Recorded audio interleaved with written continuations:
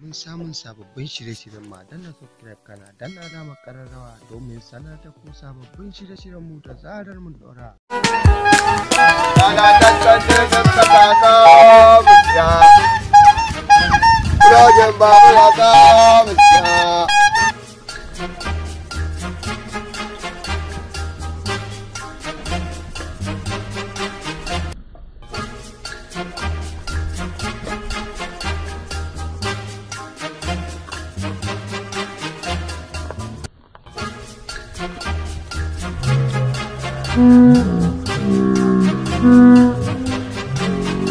Malam dan Allah dan tsaya. To shikenan. Ya Allah lafiya?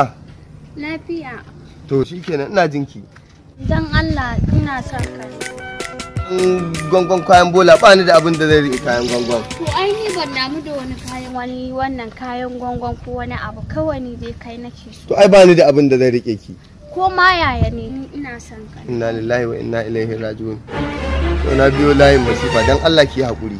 Dan Allah ka yi haƙuri ka bani lambar. Ni ba ni da waya. Ni wayan ma ba ni da ita. Dai in kwatanta miki unguwar mu. In kika je can ta kan tudu.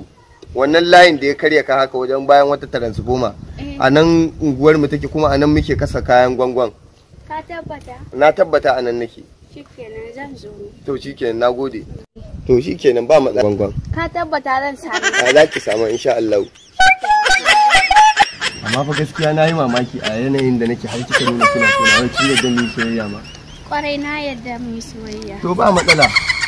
Wallahi ba komai. Kawai ni dai ina son ka, ina so mu je gidan mu. No.